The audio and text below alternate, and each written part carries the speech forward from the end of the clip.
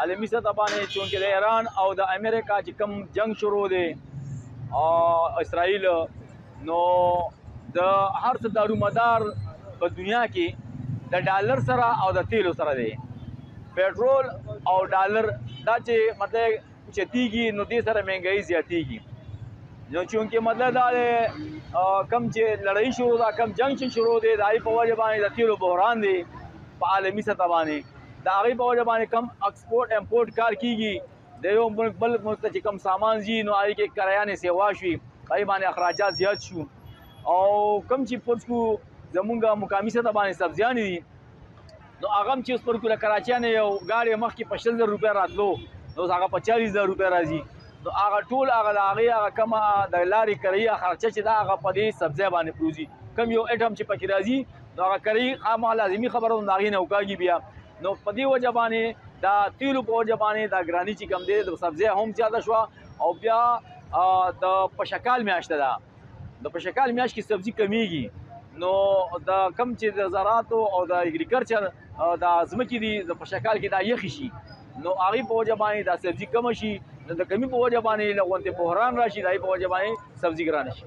یاره جي داسې کار دی چې د نن تقریبا یو 15-20 ورځې مخکې ټماټر 500 روپۍ کیلو کراس کړي وو. هغې وجوهات دا وو چې صرف او صرف د پېښور ټماټر او ټول ډیپینډ په پېښور باندې و. د پېښور نه دا ټماټر چې کوم دی به مطلب پینډۍ ته، لاهور ته، اسلام آباد ته، دلته مختلف د پاکستان علاقو ته به دا تله.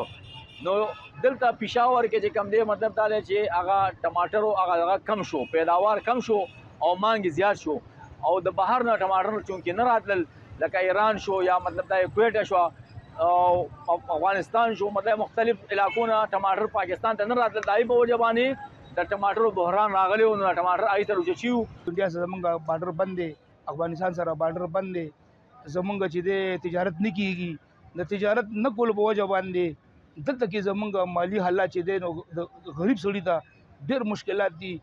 او چې کوم د متوسط طبقه ده چې کوم هغې ګزاره کوي هغې خو لګیا دي، خو غریب چې دی نو هغه پکې ډېر مسایلو کې هغه ته چې کوم دی نو ډېر مسایل شته.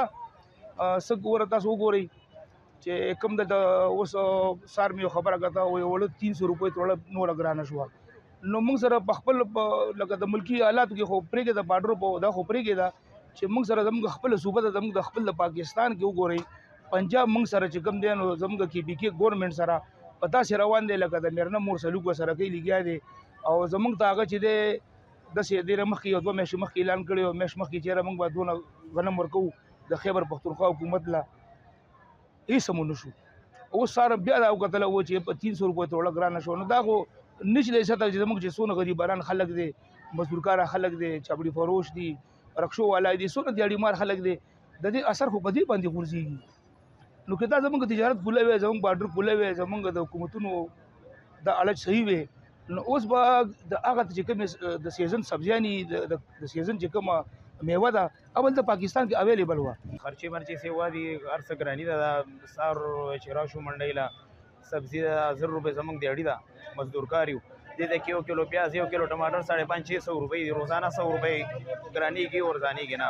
وړو له چې ورشو یو ورځ 2500 توړۍ، بل ورځ 2700 3000، همداسې 1000 روپۍ زموږ دیاړي ده.